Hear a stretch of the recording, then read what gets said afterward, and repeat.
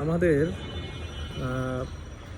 মধ্যবিত্ত ঘরের ছেলেদের জীবনযাপন করাটা মানে একটু ক্রিটিক্যাল না, পুরাই ক্রিটিক্যাল। এবং হঠাৎ করেই আজকে সকালে একটা বিষয় মাথায় আসলো। আমার এক পরিচিত খুব কাছের একজনের কোনো একটা ঘটনা সম্পর্কে।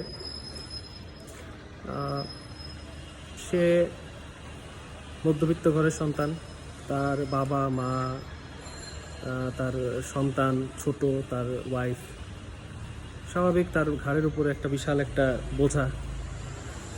বাবা মা অবশ্যই বয়স্ক। তো দেখা গেল যে সে প্রতিদিনের মতো প্রিপারেশন নিয়ে সে অফিসে গেল। সে জানে যে আজকে অফিসে যাবে, কাজ করবে, স্বাভাবিক দিনের মতো সে বাজারঘাট করে বা বন্ধু বান্ধবের সাথে আড্ডা মেরে বাসায় ফিরবে, আবার সারাদিন মানে রাত্রে পরিবারের সাথে সময় দিয়ে সকালবেলা সে তার আবার গন্তব্যে যাবে, কাজে যাবে। তো এরপরে যেই বিষয়টা হইল, সে পরের দিন যথারীতি সুন্দর মতো মন মানসিকতা নিয়ে অফিসে গেল। তার দীর্ঘদিন যাবৎ তার প্রতিষ্ঠানে, তার অফিসে একটু ঝামেলা চলতেছিল, কাজ নিয়ে একটু প্রবলেম চলতেছিল। অফিসে যাওয়ার পরে সে যথারীতি কাজে বসলো, কাজ করলো, সব কিছু শেষ করে যখন সে প্রিপারেশন নিতেছে বাসায় ফিরবে, তখন তার ডাইরেক্টর স্যার তাকে ডাক দিল। শুধুমাত্র তাকে না, তাদের প্রতিষ্ঠানের 3-4 জন কর্মীকে ডাক দেওয়ার পরে তারা ভাবলো হয়তো মিটিং করবে বা কোনো একটা ইনস্ট্রাকশন দেবে, যেটা হয় অ্যাজ ইট ইজ। তারা তাদের ডাইরেক্টর স্যারের রুমে গেল। ডাইরেক্টর স্যারের মুখটা খুব ভার, চুপচাপ।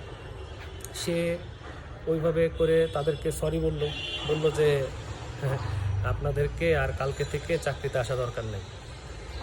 কত সহজ না প্রাইভেট অর্গানাইজেশনে হুট করে একজনকে না করে দেওয়া। কয় টাকা বেতন দেয় একটা প্রাইভেট অর্গানাইজেশন? সবাইকে খুব ভালো বেতন দেয়? একটা সামান্য একটা মানে খুব স্ট্যান্ডার্ড মানের কোনো বেতন হয় না। যেই বেতনের 80 থেকে 90%, 95% তার চলে যায় পুরো পরিবারের ভরণ পোষণে। তারপর তার জন্য কি থাকে, আদার্স কি থাকে, বিপদ আপদের জন্য কি থাকে? সেই ছেলেটার মাথায় আকাশ ভেঙে পড়লো। তাকে ওই আগের বেতন, গত মাসের বেতন এবং ভাঙটি যে 2-4 দিনের বেতন, সেটা দিয়ে তাকে সরি বলে বললো যে আপনাকে আর রাখতে পারতেছি না, আমরা কম বেতনে লোক পাচ্ছি। আমাদের দেশে বিবিএ এমবিএ এত সস্তা এবং এত ভুরি ভুরি হয়ে গেছে যে এখন ওই 15,000 টাকা দিয়েও 15,000 টাকা দিয়েও দেখা গেলো যে অ্যাসিস্ট্যান্ট ম্যানেজারের কাজ করাইতে চায় বড় বড় অর্গানাইজেশনগুলো।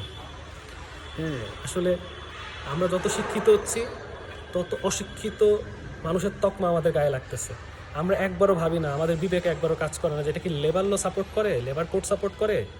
আপনি যদি আপনার অর্গানাইজেশন থেকে কাউকে যদি কোনো কারণ দশায় যদি বাদ দেন, সমস্যা নাই, বাদ দিতেই পারেন কোম্পানির অবস্থা অনুসারে। আপনাকে তো তার সে কর্মীকে সময় দিতে হবে যথোপযুক্তভাবে, তাকে একটা জব খুঁজে নেওয়ার জন্য 2 মাস বা 3 মাস, একটি স্ট্যান্ডার্ড টাইম, মিনিমাম 1 মাস। অথবা আপনি যদি হুট করে তাকে বাদ দিয়ে দেন, তাকে মিনিমাম 2 মাসের বেতন দিয়ে তাকে বের করে দিতে হবে। আমাদের দেশে এইচআর আছে, আমাদের দেশে নীতি নির্ধারকরা আছে, আমাদের দেশে সব কিছু আছে, কিন্তু আমাদের দেশে এগুলো প্রয়োগ করার মতো লোক নেই। কারণ এইচআরগুলো সব বিজনেসের হাতে জিম্মি। তাদের নিজস্ব কোনো মেরুদণ্ড নেই। তারা তাদের নিজস্ব মেরুদণ্ডের বাইরে তারা কি করে, বিজনেস কি বলে, বিজনেস হেড কি বলে, তাদের কথা শোনে। আজকে ওই ছেলেটার জীবনটা যে মানে এলোমেলো হয়ে গেল, তার ড্রাইভারটা কার? ওই কোম্পানির ওই ডাইরেক্টর নিবে, মালিক নিবে? আজকে তার বউ বাচ্চার দায়িত্ব কে নিবে? তার বাবা মার দায়িত্ব কে নিবে? আজকে সমাজে তো সে অবহেলিত, তাকে তো কেউ গুনার মধ্যে ধরে না। আমি অবাক হয়ে যাই যে আমরা যারা প্রাইভেট অর্গানাইজেশনে জব করি, নাই কোনো প্রভিডেন্ট ফান্ড, নাই কোনো গ্র্যাচুইটি, নাই কোনো ইন্স্যুরেন্স, নাই কোনো বিপদের ব্যবস্থা, তাহলে কি শুধুমাত্র মাস শেষে ওই তকমা মাত্র বেতনটাই কি জীবনের সব? ওই বেতন দেওয়া মানেই কি জীবনের সব কিছু দিয়ে দিলেন আপনি? তারপর আর কোনো রকমের কোনো সিকিউরিটি নাই ওই এমপ্লয়ি। তার ভবিষ্যৎ কোথায় গেল, সে কোথায় কি করলো? মানে কাজ 8 ঘন্টার জায়গায় 12 ঘন্টা করাবেন, তাহলে সে ভালো। 7 দিনের জায়গায় দরকার হলে 10 দিন যদি বানাইতে পারতেন, সেটাও ভালো। আমার প্রশ্ন ওই প্রাইভেট কোম্পানির ওই মালিকদের কাছে বা বড় বড় নীতি নির্ধারকদের কাছে, যে আপনারা নিজেদের দিকে আঙুল তুলেন এবং প্রশ্ন করেন নিজেদের কাছে যে এইভাবে যে একটা জীবন আপনারা যে ধ্বংস করতেছেন, নষ্ট করতেছেন, তা আপনাদের ভূমিকাটা কি আপনাদের এই সমাজের প্রতি? এজন্যই আমরা মধ্যবিত্ত ঘরের ছেলেপেলেরা আমরা খুব সন্দিহান থাকি, খুব সংকটে থাকি, খুব চিন্তায় থাকি যে আজকে আমি চাকরিতে যাচ্ছি, আমি জানি না যে আমি যখন বেরোবো তখন আমার মালিক আমাকে বলতে পারে যে আপনার আর আসার দরকার নেই। আমাদের মতো বাংলাদেশে বা আমাদের মতো এরকম তৃতীয় উন্নয়নশীল দেশগুলোতে মানে এর থেকে দুঃখের আর কিছু নাই যে পড়াশোনা করছি, মানে মাস্টার্স করছি, তারপর ওই ভিক্ষুকরা যে জীবনযাপন করে তার থেকেও খুব কঠিন জীবনযাপন করতে হয় আমরা যারা মানে শিক্ষিত বহুরূপী বেকার। এটা বলার আর কোনো ভাষা নাই। তেল দিলে সবাই ভালো, আর তেল না দিলে সবাই খারাপ। মানে দিন শেষে মানে আমি যদি স্যাক্রিফাইস করি কম বেতনে, আমার পরিবার চলে যাক, সমস্যা নাই, কিন্তু আমাকে লয়াল থাকতে হবে। আবার মানে কোম্পানি থেকে 2-1 টাকা এদিক ওদিক হইলেই আমি চুরি করছি, কিন্তু এটা তাদের মনের মধ্যে কাজ করে না যে কোম্পানি আমাদের জন্য কতটুকু ভাবতেছে। বেতন বাড়ায় তারা ঠিকমতো, কোম্পানির লাভের থেকে লসের হিসাবটা অনেক বড়, যে প্রত্যেক বছর লসের বড় বড় বড় বড় হিসাব তাদের তৈরি হয়ে যায়। যে কোম্পানি লাভ তো দূরের কথা, লস করছে, তার মানে টেকনিক্যালি বেতন বাড়াইতে হবে না। ভালো কথা, বেতন বাড়ায়েন না, তাহলে চাকরির সিকিউরিটি দেন, তাদের মোটিভেশন দেন, সেটাও দিবেন না। না, আমাদের দেশের এই মধ্যবিত্ত ঘরের ছেলেপেলেদেরকে প্রাইভেট অর্গানাইজেশনগুলো ফুটবলের মতো পাইছে, আর সরকারি চাকরিজীবীদের ক্ষেত্রে বেতন বাড়ায় হুড় করে, সুযোগ সুবিধা বাড়ায় হুড় করে, আমাদের ডিফেন্সে বেতন বাড়ায় হুড় করে, কিন্তু তাদের জীবনযাপন আর আমাদের জীবনযাপন কুত্তা ছাগলের থেকেও আমাদের অধম হয়ে গেছে আমাদের।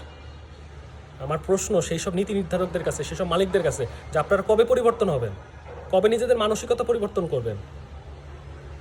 নিজেরা তো ঠিকই বাসায় মুরগির রোস্ট চাপাবেন, আর বড় বড় বড় বড় গাড়ি নিয়ে মাওয়াতে যায় ইলিশ খাবেন, আর ওই যে পূর্বাচলে যায় আপনার হাঁসের মাংস খাবেন। আর এইদিকে এক শ্রেণীর মানুষ চাকরিহীন হয়ে ভেগাবার মতো ঘুরবে। আমার এই মেসেজটা সবাই একটু ভালো করে দেখবেন। সচেতন হন, সচেতন হন, মানবিক হন।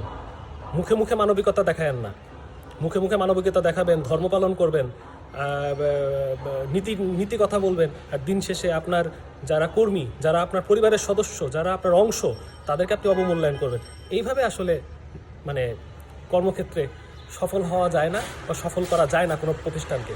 আশা করি যাদের বিবেকের মধ্যে একটু প্রশ্ন থাকবে তারা সবাই সচেতন হবেন, যাতে করে এইভাবে কেউ কর্মহীন না হয় বা এইভাবে কেউ চাকরিহীন না হয়, কোনো পরিবার যাতে এইভাবে অনিশ্চয়তার মধ্যে না পড়ে, এবং আমরা মধ্যবিত্ত ঘরের ছেলেপেলেরা যাতে এইভাবে নিজেদেরকে মানে মানে মানে বিষণ্ণতায় ভাসায় দিয়ে শেষ পর্যন্ত জীবনটাকে বিসর্জন দিতে হয়, এটা যাতে না হয়।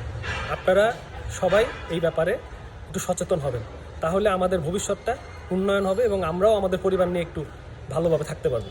সকলকে ধন্যবাদ।